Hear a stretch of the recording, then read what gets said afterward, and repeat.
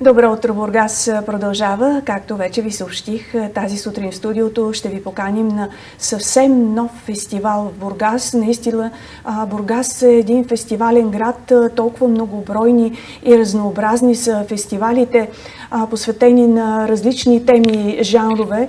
Особено през лятото в Бургас. Бургас наистина става един фестивален град, но като че ли до сега класическата музика липсва така на фона на разнообразието от жанрове, на които се наслаждават бургазли и гостите на града. Сега имаме нов такъв фестивал. Той ще се нарича Солисими. По темата тази сутрин ще разговаряме с Петя Тончева.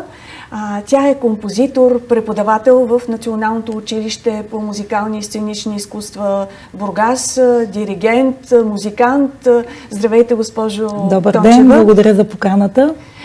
Наистина трябва да обърнем достойно внимание на такъв един фестивал, защото действително, както и вие така с лека горчевина отбелязахте, малко се обръща внимание на темата с класическата музика в Бургас. Летните музикални празници на Държавната опера в Бургас са изключение от това. Те наистина се превръщат в един празник на операта, на сценичното класическо изкуство, и въпреки това липсата на фестивали на класическата музика е очевидна. Всъщност това ли е идеята на фестивала Солисими? Предполагам, че това е идеята, защото все пак нашето училище, музикалното училище в Бургас, се радва на едни много талантливи деца, които нормално е да търсят поле за изява.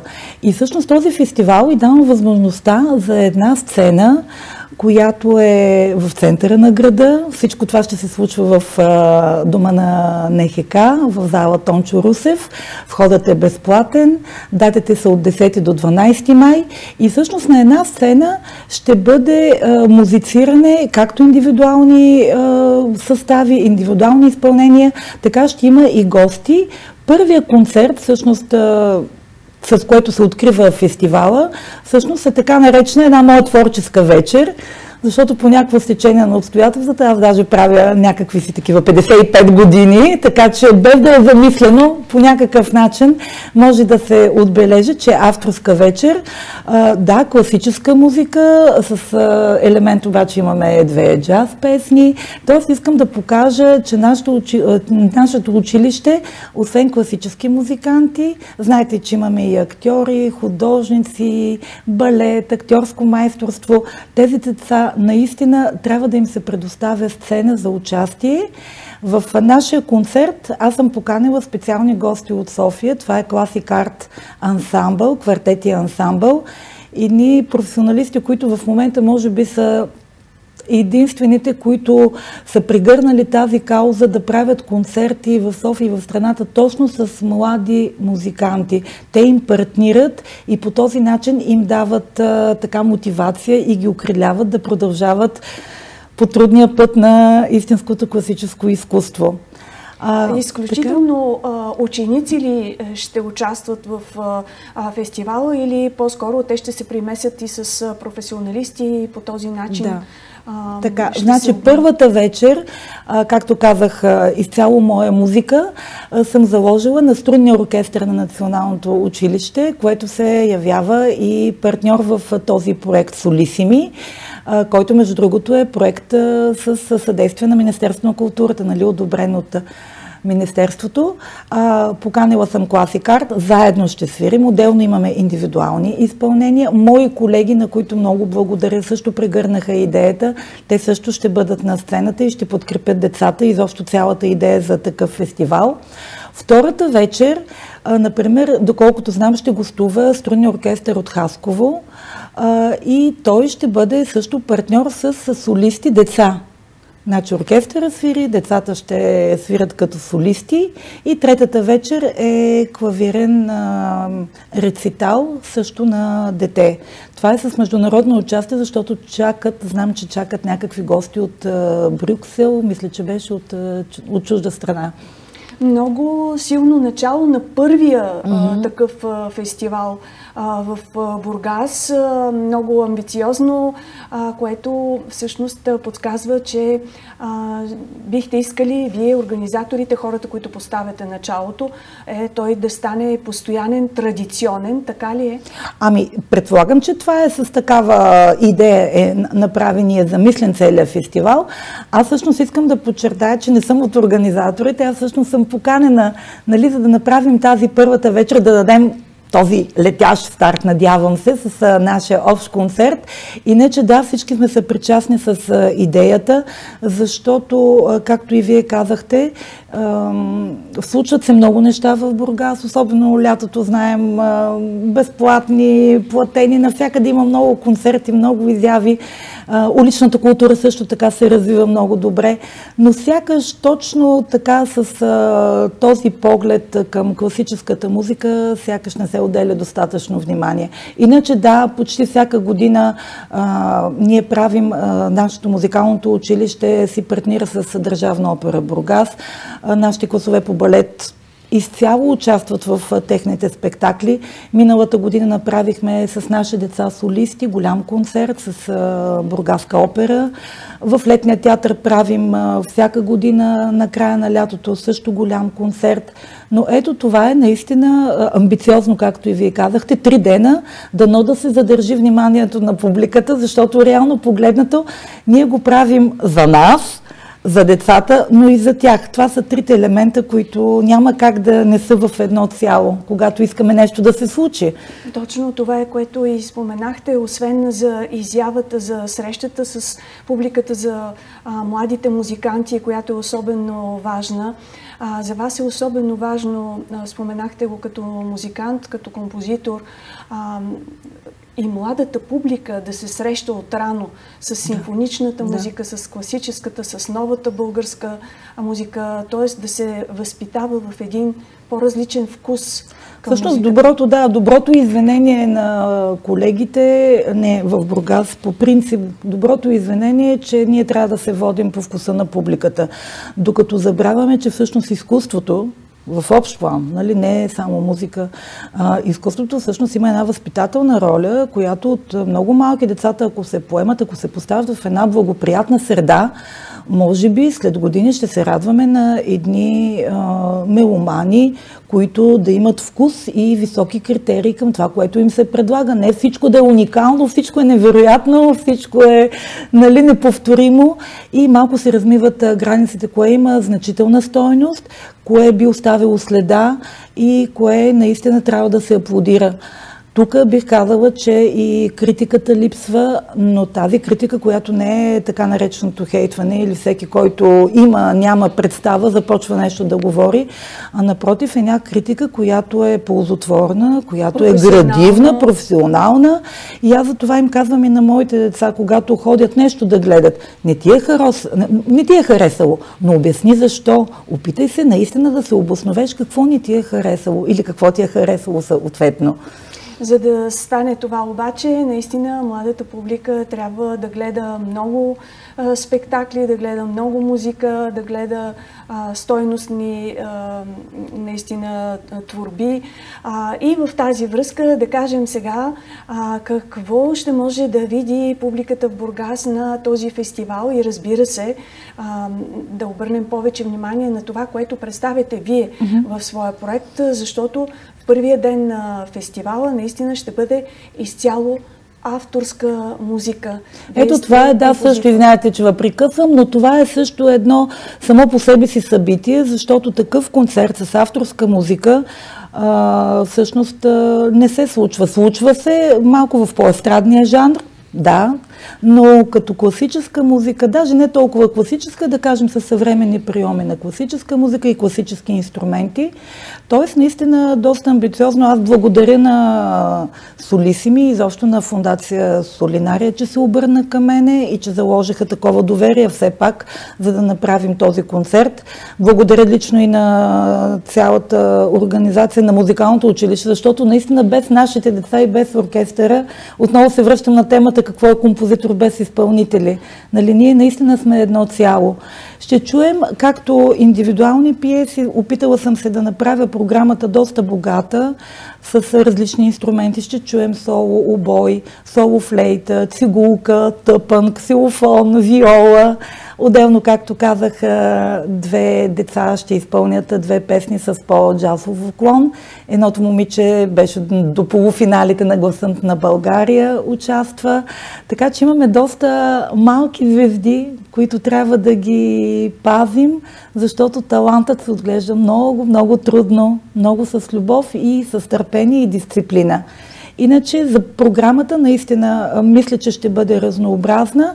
Самия концерт сме го кръстили музикални багри и ритми, което само по себе си показва, че ще бъде една своеобразна палитра от звуци, ритми и се надяваме наистина да стигне до повече хора, защото наистина е за тях, за хората от Бургас и гостите на града, разбира се. И говорейки така за вашия проект, да научим и нещо повече за вас, госпожо Тончева, за вашия път в музиката, как протича той и как стигате до авторската музика. Ами аз съм се от Бургас и от четвърти клас съм ученичка, съм била на нашето музикално училище. Аз за това казвам нашето, защото аз съм учила там, след което завърших виола. След което в София 15 години в Музикалната академия завърших композиция при професор Александър Райчев и професор Александър Танев. Това са едни колосини авторитети в нашата българска съвременна музика. Отделно имах едно джаз трио, с което дълго време бяхме солисти на биг бенда на Националното радио, с диригент Велика Засян тогава на времето. И всъщност основно се включих в редиците още 20 годишна в театралното изкуство, защото бях театрален композитор. Близо 15 години по софийските сцени, основно с театър Диалог съм работила, с пътуващ театър, като вокален педагог в надфис, с театър 4 поез и почти из цяла България е имало пиеси с моя музика. Ето, наистина, откъде идва тази всъщност от малка, за смесване на стилове, за нова музика, за експериментиране. Може ли да се каже, че този наистина толкова разнообразен творчески опит стига така до вашата авторска музика? Всъщност аз винаги съм композирала, защото това ми е моята специалност, аз това съм го мислила. Сякаш преди бяхме по-осъзнати какво искаме. Сега децата малко се лутат в своите желания, но пред мене, още като малка, аз не съм си поставила изобщо идея, че мога нещо друго да бъда в живота. Аз знаех, че ще бъда музикант и ще композирам. Какво ще композирам, ако ще го свири? Няма значение. Аз знаех, че ще бъда музикант и композитор. И като се върнах в родния град, временно, тази хубава приказка, съм 20 години вече тук. В Националното училище? Благодаря. Как започнахте в Националното училище като преподавател? Да, преподавател по солфеж и диригент на оркестъра. И докато така известно време страдах и милеех за годините в София, по-скоро по младостта, нали, която е била в София, прегърнах идеята и всъщност осъзнах, че аз съм в една творческа лаборатория. Пред мене са децата, които свирят, в ръцете като диригент ми е оркестъра. Сядай и пиши за тези деца. И всъщност от няколко години има много пиеси, които се изсвирят на националния конкурс Върбан Върбанов за българска творба. Също с благодарности към колегите, които така ми подадоха ръка, приемат моите пиеси много радостно и самите деца ги изпълняват с голямо желание. Но И аз мисля, че сега е момента да видим. Ние извадихме едно видео. Илюстративно може да се нарече, защото то разбира се, че не представя в пълнота вашата работа, но е изпълнение на една детска песничка, написана от вас, изцяло авторска и с ученици от музикалното училище. После ще ни кажете всъщност групата как се нарича. Артистисимо или... Артистини, да. Група Артистини. Да видим това изпълнение, колеги.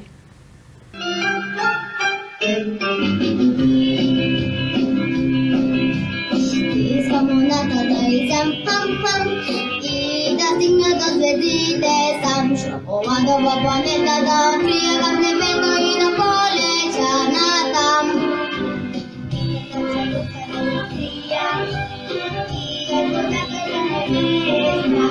Слънце върви сапа до земя, мечтая си да влази, да танциш, мечтая се на моята сон, само моята сон, само моята сон, няма да излязат с тобой, аз ще се възпомня, да влазиш, само моята сон, само моята сон, само моята сон, няма да излязат с тобой, аз ще се възпомня.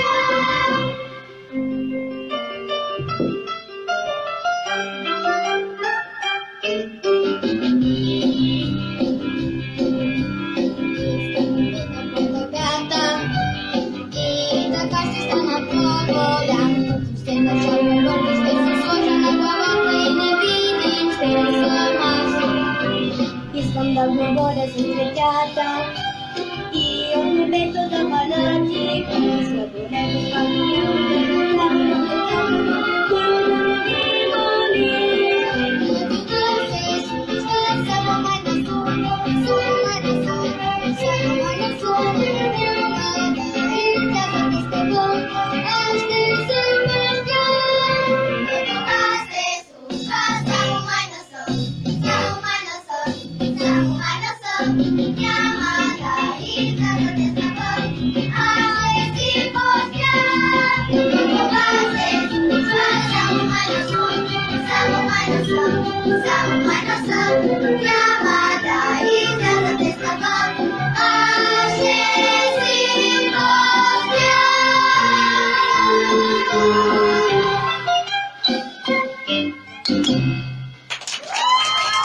Видяхме изпълнение на артистини, една група от Националното училище за музикални и сценични изкуства, едни прекрасни деца, които вече са по-големи. Дори госпожа Петя Тончева, която ни гостува тази сутрин, преподавател в училището, композитор, диригент, видяхме на видеото, спомена, че един от солистите, едно от момчетата, които видяхме, вече доста по-голям. Той е в 8-ми клас и даже ще участва и в този концерт, за когото правим така анонс. И с него ще завършим всъщност нашия концерт. Той е цигулар, Владимир Меренлиев, в момента е в 8-ми клас, така че това е може би видео преди 4-5 години. Но хубави спомени. Хубави, защото виждаме, че някои деца, че повечето деца трайно така са се останали в нашето училище и трайно продължават да се развиват с техния талант. Това предполагам, че ви носи огромно удовлетворение, гледайки ги сега тези деца, които порастват пред очите ви, как те продължават в музиката. Да, всъщност аз имам ученици, които съм ги поела от 1-ви клас и 12 години са били пред мен и те порастват и за това репликата наши деца, мои деца, всъщност е абсолютно нормално, защото те пред нас минават като малки дечица, после в тинейджърската възраст се изтрайваме взаимно и след това сякаш спокойно ги предаваме да отлетят в своя живот и ние трябва да сме щастливи, че сме за малко на тяхната релса, на техния път и се надяваме да сме им дали това, което те са поискали да вземат обаче. Ние можем да видим сега и едно друго видео, но така на фона на нашия разговор, където вие сте като, там ролята ви е като диригент, но предполагам и авторска музика изпълнявате. Просто на фона на разговора, колеги, може да пуснем видеото. И в тази връзка споменахте, че ето виждаме този запис от вашата работа като диригент. Споменахте, че този проект, както го нарекохме, началото на фестивала Солисими, е ваша премиера. тук в Бургас, макар че имате и в София. Да, инцидентно по времето на нашите концерти, на тези големи концерти на музикалното училище, които градът знае, на коледния концерт и на 13 март, който съвпада с рождението на Панчо Владигеров, нашия патрон, са се изпълнявали инцидентно мои пиеси с оркестър, с солисти, но всъщност аз имам така индиректно живот и в София, защото там мои колеги също правят мои премиерни изпълнения. Например, миналата година в Софийски музикални седмици 3 пъти участвах с мои произведения, като едно от последните неща, които се изсвириха, бяха с участие на Държавна опера Русе в един пък техен проект Младите в музиката. И всъщност не се ограничавам само в моето училище. Много колеги в София също ми подават ръка. Доста е трудно, защото за съжаление там кипи един друг живот. Тук малко в провинцията сме малко в страни от целия този поток, който се движи в столицата, но няма как. Ние сме тук, за да може и тук пък да развиваме някаква такава традиция, защо не, и колкото се може повече наистина да се случват неща от така по-пълноценна значимост, да не са толкова повърхностни. Днеска сме били тук, забравяме какво сме гледали, какво сме слушали, да направим така, че събитията да останат по-дълготрайно в нашите спомени. Тоест, наистина да представим едно хубаво качество. И пак казваме, на 10 май започва 3-дневния фестивал Солисими. Откъде идва това хубаво име, госпожо Тончева? Малко да го разтълкуваме, чисто музикантски. Всъщност в думичката се съдържат имената на 3 ноти. Сол, си и ми. Солисими, да, звучи като солисти, като нещо, сол даже има, нещо свързано с морето, но така солисими, така са го измислили организаторите и мисля, че е много подходящо за име на този проект. Да, доколкото разбрахме, ще има и международно участие, ще има и национално, т.е. ще има и гости от страната. Един амбициозен бургаски фестивал, който започва тук. Да, вие казахте, други са мащабите на столицата. Да. Други са друго е темпото, друго е случването там и конкуренцията между другото, защото там също има много състави, които се борят за своето си място под слънцето и за своята сцена, докато ние тук наистина имаме сцени, имаме млади хора, имаме много талантливи бургазли.